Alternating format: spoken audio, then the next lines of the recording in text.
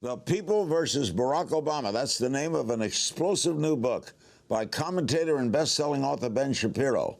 Has the Obama administration acted like a criminal cabal, as Shapiro alleges? And if so, is criminal prosecution of a sitting president the answer in lieu of impeachment? Ben Shapiro is here to make the case on this edition of Politicking.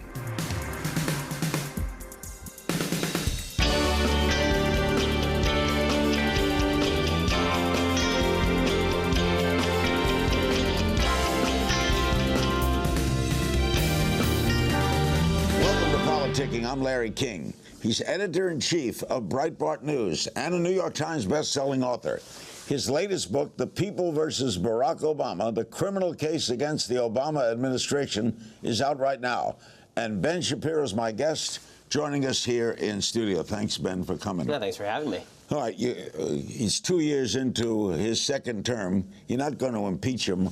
Are you proposing criminal charges against the administration or specific who? Well, I mean, there are certain specific players within the administration, Lois Lerner at the IRS, the Attorney General, for one, who would be subject to criminal charges. The problem is, of course, that the Department of Justice is the only body that is capable of bringing criminal charges at this point under federal law. What I actually make the case for in the People versus Barack Obama is I make the case that the RICO Act, the Racketeer Influenced and Corrupt Organizations Act of 1970, which allows for civil charges to be brought, people can file civil suits, that be broadened to allow people to sue members of the executive branch. So the people themselves, essentially, would become the guardians of the criminal law, because sorry, but I just don't trust any executive branch to prosecute its own guys. Are you bringing this right to the president himself? If we could, sure. I mean, the question of sovereign immunity. What did he do hands-on that's criminal? Well, see, this is the problem. This is why you have to use the RICO Act. So no president is ever going to have to do things, unless you're Richard Nixon, presumably, and there are tapes,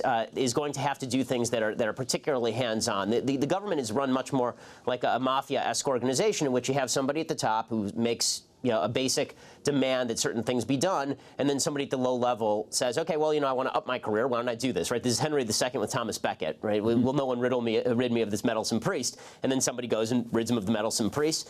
It is odd that all of the scandals, all of the criminal activity in the Obama administration has all redounded to the benefit of President Obama. Couldn't we make this case against any president? Iran-Contra against Reagan, weapons of mass destruction against Bush. Every administration has had people under them who have lied or done things.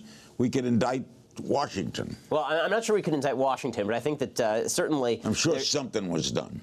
Washington was relatively clean, but if you look at George W. Bush, or if you looked at Bill Clinton, or if you looked at Ronald Reagan, sure. I mean, the answer would be that you could, and people should be wary. I mean, this is sort of the case that I'm making, is that we've become so comfortable with the executive branch of the government abusing its citizens and violating our rights and violating what they're structured to do under the law, that we've just become used to it. And if we start treating them as criminals, maybe they'll think twice before they act so criminally in the future. Well, with Nixon, we had tapes, and there was a possibility of indicting him. You remember that? Well, right. If he'd been impeached, but he would have had to be impeached. This is the problem under American law. And then indicted. Right, because the way that it works is that under American law, Barack Obama could literally strangle somebody on camera today, and he would have to be impeached, and then he would have to be tried in the Senate and convicted, and only then could you actually bring a criminal indictment against a president, because you can't bring a criminal indictment against a sitting president. So your point of the book is to make a statement rather than to bring a case, right? You don't expect cases to be filed. I would be shocked if there were cases to be filed. There would have to be actual alterations to law, which I suggest, that would make such things possible. All right, let's break some down. What's the crime in Benghazi? The crime in Benghazi, there are two crimes in Benghazi. The first is probably the violation of the Arms Export Control Act, the shipping of guns into Libya in the first place, right? That is actually illegal under the Arms Export Control Act. Anytime the President of the United States or anybody in the executive branch, if I were to ship weapons into Libya to a terrorist group, I'd be prosecuted. Right. The President of the United States has the ability to waive the Arms Export Control Act in order to ship weapons or money to terrorist groups. He didn't do that in the Arms Export Control Act. He didn't do that in Libya, and he shipped the weapons in anyway. And with regard to Benghazi, the solid information is that the annex in Benghazi, the CIA annex in Benghazi, was actually a weapons grounds. It was being used as a shipping point for weapons into Turkey and then into Syria. That's number one. In terms of Hillary Clinton's culpability in Benghazi, involuntary manslaughter would be a pretty easy charge to bring. Involuntary manslaughter requires three basic elements. The first element is that someone's killed. The second is that something reckless resulted in the death. And the third is that somebody should have known that it was reckless, that could have resulted in death. In this case, you have Chris Stevens and you have the entire staff in Benghazi repeatedly letting the State Department know over and over and over, we need security. Anybody who read the newspapers knew they needed security in Benghazi. It was not provided. That's the real crime. And then, of course, there are issues of obstruction of justice afterward, in which witnesses in Benghazi were talked to by the State Department and basically were leveraged not to speak openly. If this is not just political, we could make a case on 9/11 against Condoleezza Rice, who got a warning from the FBI and shelved it. Well, the warning from Condoleezza Rice before 9/11 was certainly less specific than please provide security in Benghazi at this particular embassy, right? Well, the question is going to be on the third element, if you were to try Condoleezza Rice, for example. The third element would be, was something reckless done that they should have known about? Right? I'm not sure that the same case exists with 9/11. There's certainly plenty that we could talk about with 9/11, but I don't think the same case exists for involuntary manslaughter in Benghazi as with 9/11. We're the largest shipper of arms, this administration, ever to Israel. Any of that a crime? That is not a crime, because there's no terrorist groups in Israel that are being supplied with the weapons. We are currently, however, providing $400 million in funding to a unity government that includes Hamas, right, which is a State Department terrorist group. I mean, just this week, the President of the United States did nothing as Hamas kidnapped 3 people, including an American citizen, and the State Department continues to say that we will continue funding that unity government, which is in and of itself a crime. I mean, that's a crime. If I were to ship weapons to Hamas, that's 15 years in prison.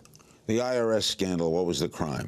The crime in the IRS scandal was violation of IRS law. Anybody who leverages IRS officials in order to politically target anybody, that's a crime under IRS law. That comes with penalties. Obviously, that happened with regard to the IRS itself, which was, according to its own statements, violating the law and targeting particular political groups. And like any other scandal, this one became phony, according to the president. Shortly after he said this was the most important thing ever and he was going to get to the bottom of it, within weeks it had become phony. It was no big deal, and now it's old news, of course. We'll be right back with the always outspoken Ben Shapiro. Don't go away.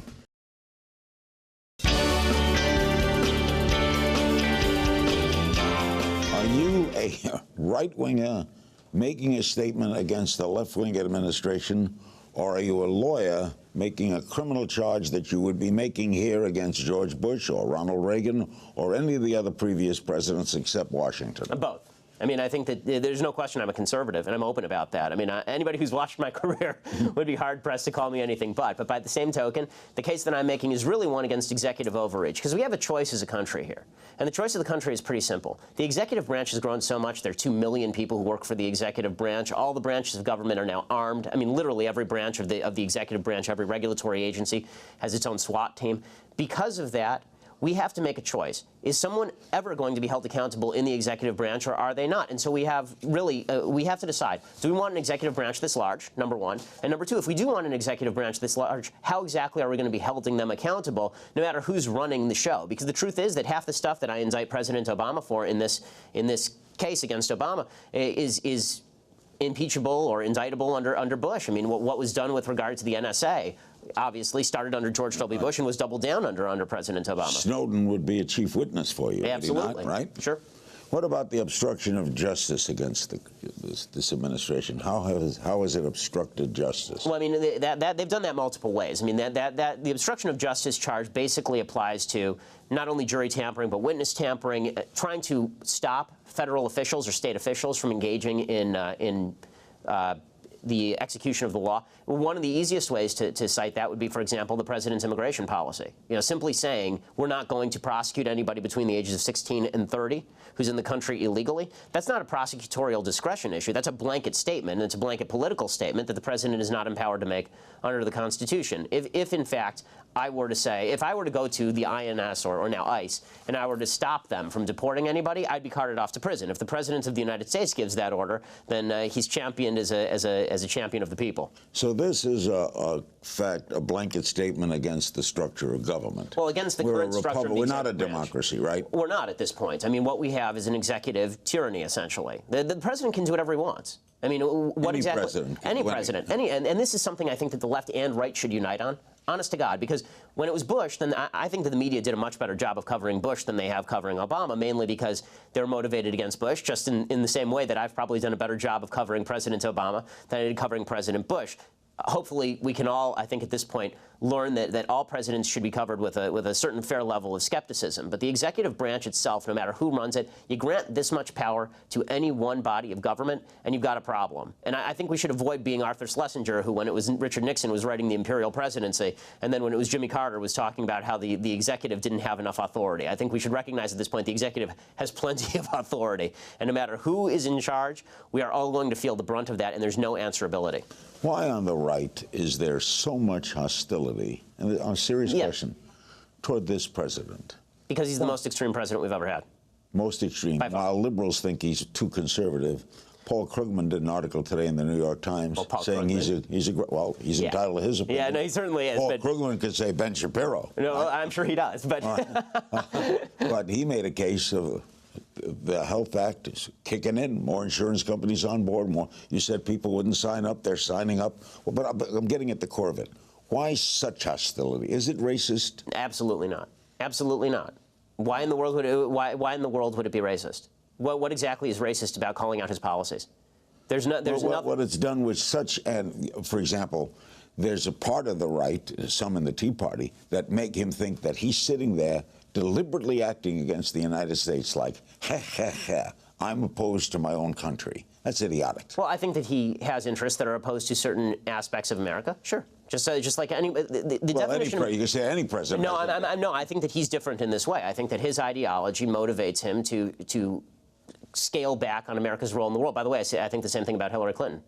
I think that there are plenty of people on the left who feel that America has had a much too muscular role in the world and would like to see America cut down to size and whittled down to size, and they would like to see it as one member of the family of nations as opposed to the leading member on the world stage. So in that way, President Obama is significantly more extreme even than Bill Clinton. When Obama made the statement, we have the biggest hammer and every problem isn't a nail, wouldn't you agree with that? I don't think there's anybody on earth who would suggest that every problem is a nail. This is what President Obama is so great at, and he's a terrific politician. What he's really and truly great at is creating false dichotomies and then saying, well, my way is the middle way. There's nobody in the world who thinks that we should use the military to solve every problem on earth, just like I don't think that there's anybody in the world who believes that we should never use the military. President Obama likes to create these kind of straw men, and then he has a field day burning them. But it seems there's so much. I'll give an example. John McCain, who I like a lot. One day he says, never, never send a troop again to Iraq. Then trouble happens in Iraq. Why don't we send troops? In other words, your complaints don't have solutions. Well, no matter what he does, he can't do anything right. I don't remember anybody on the right suggesting that the President of the United States had done the right thing by precipitously withdrawing troops from Iraq. I really don't remember anybody on the right saying that. Maybe there were.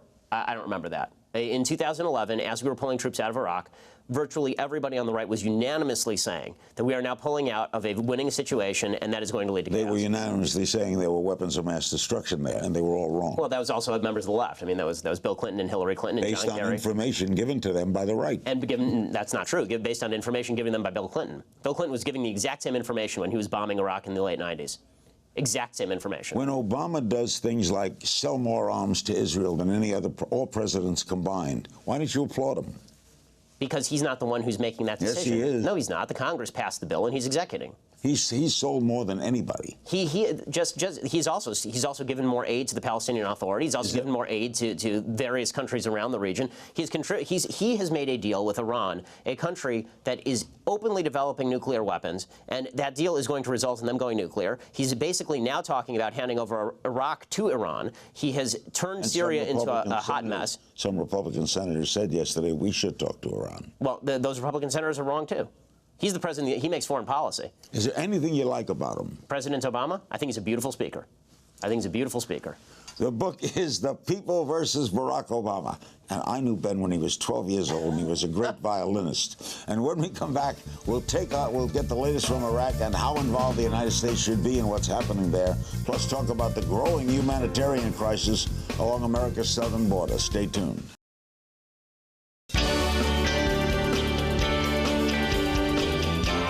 Welcome back to Politicking. The best-selling author and editor-at-large of Breitbart.com is Ben Shapiro. He remains with us. And by the way, he's also the author of the new book, The People versus Barack Obama, which is out right now. Joining us now is Richard Fowler, political commentator, host of the online news program, The Richard Fowler Show. Richard, you've heard what Ben has had to say on the legal questions here. Your response to his critique of the whole Obama administration. Thanks, Larry, and I appreciate being here. And Ben, good to see you. Yeah, you too. You know, Larry, I got to tell you, I think this this criticism of the president is a little far-reaching for me, because I think if you're going to criticize President Obama, the question I have is, where were they when George W. Bush was having ridiculous government overreach? And that's fair. I think that's totally fair. I think that, but now's the time when, why don't we all get together and figure out, okay, how do we prevent this in the future? Because we can all do this routine. You know, why are people who didn't back George W. Bush back then when President Bush was going into Afghanistan, backing President Obama's plans for a troop surge in Afghanistan now? Turns out there's two sides to the political debate. What I'm calling for at this point, whether we were wrong then or wrong now, let's get together and figure out exactly how we fix the problem of executive overreach. If Bush was overreaching, so is Obama, right? You say that in the book? Yeah, I absolutely do. Well, I mean, listen, I hear that if we're going to come together, I think that what needs to happen is that folks on the right that, you know, who are part of the city and run half the United States Congress should be willing to come together to deal with government overreach. And we haven't seen that yet. Republicans have sat on their hands on most issues. Besides having multiple witch trial hearings, or kabuki theater, like I like to call it, you know, I'd rather see them say, let's find a way to solve immigration so the president doesn't have to act. Or let's find a way to reform our tax code so the president doesn't have to act. Or let's find a way to give more money funding to our embassy so the president doesn't have to act. What seems to be happening here, Larry, is a dereliction of duty when it comes to the right. And so now they're playing the blame game when they really haven't put forward any solutions. Well, Richard, when it comes to the solutions, I think the bigger problem here is not the question of particular issues, honestly. I think the question is the one that you've stated, which is you're using the president's action as a threat. Why doesn't Congress do X so the president doesn't have to do it? Why doesn't Congress do Y so the president doesn't have to do it? The problem is the president is not given the power to do these things. When the president goes ahead and does it... Well, wait a minute now. Go ahead. I think the president does have the power to stop deportations, and I think, like what we saw just a couple of days ago, in violation the of law, president also has the power to. The president also has the power to make sure that federal contractors don't fire LGBTQ folks. These are all parts of the president's executive power, being that he's the administrator of the executive branch. I'm not sure what is administrative about ignoring basic facts of American law, such as that it is a crime to cross the border illegally. And believe me, I'm somebody who actually is for immigration reform. But this is not a question of whether immigration reform is a good idea or a bad one. It's, do you really want to give the president this ability? Because, Richard, if you really want to give the president this much power, then you can't be surprised if the president turns around, we elect somebody on the other side. He turns around and says, okay, let's deport everyone. You want to give him this much discretion? Well, I don't. Wait a second. Let's be very clear, because I think you're mixing apples and oranges here. And let's be very clear about this president has deported more individuals than any other president in recent history. That's not true. But that is true. That is not true. He's changed the deportations. He's changed the statistics. The statistics used to be measured that if you came to the border and you were rejected, that did not count as a deportation. It has now been changed that that's a lie. It's not true. It's not true. And what he has done,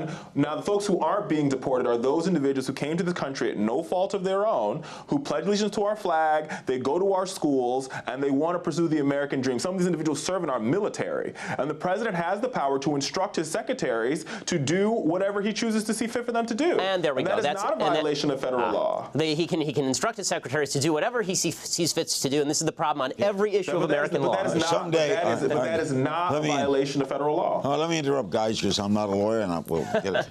Well, but there is a very pressing issue going on now in Iraq. What are your thoughts on it, Richard? Well, listen, I think this is the president loses on any situation here, and I think people like our friend there from Breitbart will attack this president no matter what he does. The truth of the matter is this: we shouldn't have gotten the war in Iraq to begin with, and now it is time for the people of Iraq and the government of Iraq to finally stand up and deal with their own mess.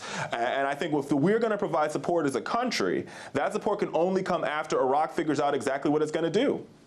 Ben? Well, okay, there are really three separate questions when it comes to Iraq. Should we have gotten in? Should we have gotten out? And what do we do now? Right, and the first two questions are actually sort of irrelevant to the third. Meaning, I hear the argument we shouldn't have gotten in the first place. Certainly, getting out looks like a mistake now that there's a massive chaotic situation over there. In terms of the third solution, doing nothing and saying that, oh well, throwing up our hands, well, I guess what happens there happens there. That's a pre-9/11 mentality that suggests that whatever happens there is a regional problem and we'll never have any blowback here. What should you do? What we should do is we should put military advisors on the ground, particularly in Kurdistan, where we help out some of the folks who actually want to defend the country. And look, if we actually care about the status of the country. The last thing we should be doing is helping the Iranians invade the southern half of the country and then helping the Sunnis invade the northern half of the country. This is exactly what the left wanted with regard to Iraq way back in the middle of the last decade. They wanted this to turn into Vietnam. Vietnam was a war that was won until we cut funding and pulled out. And this was also a war that was won until we cut funding and pulled out. Go ahead, Richard. Larry, that's utterly, completely not true. Right? And if you listen to folks like John McCain, who always believes we should arm the rebels, which is his solution to everything, and putting our men and women in harm's way once again to solve a quagmire of a situation that we've created. Let's be very clear about this. It was created under George W. Bush. This president has brought our men and women back home in the safety of America, and now we've got to figure out a solution. And to be honest with you, this government, the Iraqi government, has got to stand up. This cannot always be America's nightmare. The Iraqi government has to stand up and say, we're going to take control. What the president of Iraq needs to do is reach out to the Sunnis, reach out to the Shias, make concessions, and find a way to run his government. We do it here in America. They do it in India. They do it in Pakistan. They do it all across the world. People come together, different factions come together and rule the country equally. And this president, the president of Iraq, hasn't been able to do that. And he has to be held accountable for his actions before we put our men and women back in harm's way. Why is it our problem? It's our problem because, to a certain extent, because we invaded them. Well, yes, because we invaded them, but also beyond that, because once we're there and you make promises to people who are now being mowed down in the streets, by the way, if you feel no moral obligation about that, but you feel a moral obligation about 270 girls who get kidnapped by Boko Haram in Nigeria, then I question where exactly your moral feelings lie. Because the fact is, tens of thousands of people are going to get killed there. Certainly hundreds of thousands have already been moved into exile, essentially. You want to send advisors. I certainly want to send advisors. What else do you want to advisors? Airstrikes on ISIS. Airstrikes. We can airstrike Gaddafi's forces in Libya, in a country we have nothing to do with, but we won't airstrike ISIS? Don't go away. The debate continues with Ben and Richard right after this.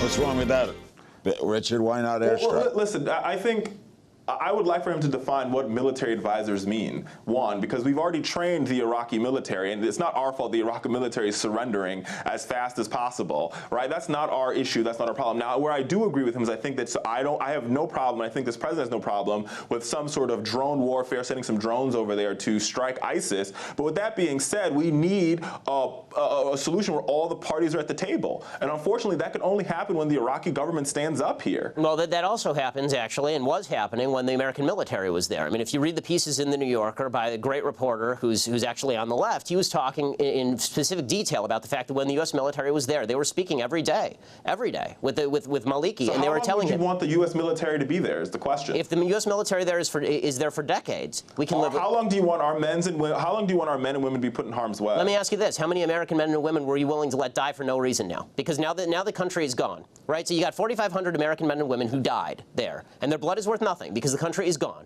And veterans are saying this. No. Wait a minute. Well, first of all, we shouldn't have been there in the first place. And you can argue that, but the bottom line is, once the war was won, why give it back? How much more American blood do you want to shed for a conflict that is not our conflict, and a government that is literally irresponsible? Don't you think the American public will not support troops on the ground? You know I think at this point you're probably right. The American public will not support troops on the ground by a wide margin, because this has become a country that has now slipped into a pre-9/11 mentality, which is why we are now going to surrender Afghanistan back to the Taliban and Iraq to a combined force of Al-Qaeda/ISIS in the north and Iran in the south. All right, some other political things. Your reaction to the defeat of Mr. Cantor? It's very interesting. I think that it has a couple of ramifications. It once again shows kind of the difference between the establishment Republican Party and the grassroots. That election really had nothing to do with the Tea Party. The Tea Party didn't spend any money in it, and the Tea Party really didn't do much in that race. That was much more about Cantor not being in his district a lot and being a little bit out of touch. As far as the immigration issue, I think it's a great thing for Democrats, because now you're going to see President Obama do what he's wanted to do all along. He's going to claim he has no partners on the Republican side of the aisle on immigration reform, and then he's going to move toward executive action. He's going to threaten the American people if they don't elect Democrats who are allies of his before November. He's going to amnesty 11 million votes. That defeat will help Democrats. Absolutely, it'll help Democrats. What do you think, Richard? Well, I didn't know immigration reform was a threat, but hey, who's asking the questions here? But Larry, listen, I think where I do agree is I think the reason why Eric Cantor lost his race is because, once again, we all know the truth of the line that all politics are local, and Eric Cantor just didn't play the local ground game. This guy, he outspent this guy on ads and other stuff, but when it came to talking to people of his district, he just didn't get it done. Now, but what I think this does say for the broader Republican Party on immigration and on other issues, on raising the minimum wage, is that what you're going to find is a more divided government in Washington. If Eric Cantor, who is as conservative can be, who sort of tipped his foot into water on immigration reform, can lose his seat, then all Republicans are going to feel as though they're vulnerable. They're going to go all the way to the right, and we're going to have a dysfunctional government because Republicans refuse to come to the table and work with this president.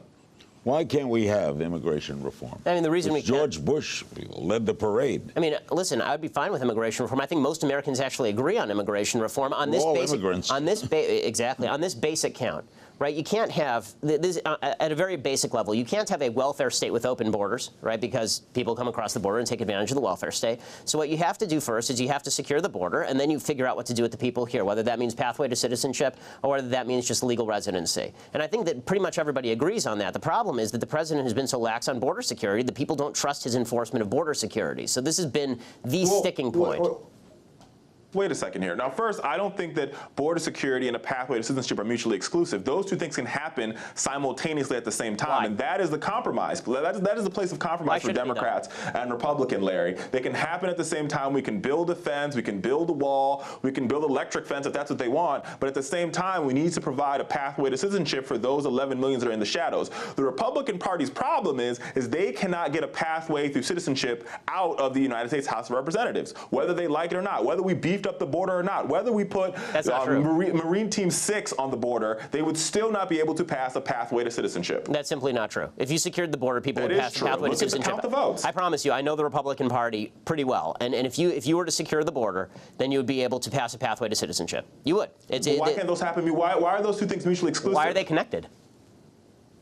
Because if we're dealing with immigration as a total issue. They're not separate issues. Of course they're separate issues, because the fact is that if you do not. Okay, it's fine. It's all about maintaining our border and having immigration control. So you're right. Let's assume you're right, and we'll completely connect them. Okay, but the way we'll connect them is we won't have any border security. Amnesty for everybody.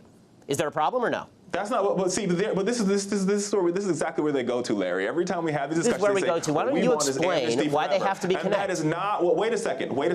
That is not what's in the Senate bill. In the Senate bill, which is the Democratic solution, which has been endorsed by the president and all the Democrats in the United States Senate, that bill strengthens our border. It increases border security, and at the same time provides a very, very, very long pathway to citizenship that takes almost 10 years. It is completely and totally bipartisan. Yet still, Republicans in the House won't even bring the bill to the floor for a vote. Richard, that tells you right there, Larry, that they don't agree with the pathway to citizenship. Why can't they vote? Honestly, I have one question in all of this. Seriously, just one question. Why not just secure the border and then put a pathway to citizenship in? Why can't those happen at the same time? Why don't you answer my question instead of asking me back why? I just explained to you why they can't. Here's why they can't happen at the same time. As you secure the border remains somewhat open. People cross the border because they feel that if they get in before the deadline, if they get in before the border is secure, then they are somehow included in the pathway to citizenship. Of course I've read the bill. And not only have I read the bill, I've been watching what's happening on the border with tens of thousands of children crossing the border in anticipation of amnesty. Wait, because we have what do you think is happening? There's no law right now. But in the that's Senate there's no bill, law right we now. talk about You're right. There's no law against crossing the border illegally. In the Senate bill, we talk about who qualifies for a pathway to citizenship, and those deadlines do not apply to those individuals that cross the border. And how are you going to magically determine that, Richard? Today. Do they have a magical It's in the bill. Right. They have Read the bill. I've read the bill, Richard. Can you explain to me when you haven't read it correctly? when you determine who has crossed the border when? I was unaware that everybody who crosses the border has a barcode saying when they came across. You know what I'm going to do? I'm going to read the bill and have you both back. Thanks, Ben. Thanks, Richard. Good. Thanks, Richard. I look forward to having you both back soon. Ben's book, The People versus Barack Obama, the criminal case against the Obama administration, is available now. And you can catch Richard Fowler at fowlershow.com. For my viewers out there, I want to hear from you. Join the conversation on my Facebook page and share your thoughts on Twitter by tweeting at Kim's Things and using the politicking hashtag. That's all for this week's Politics.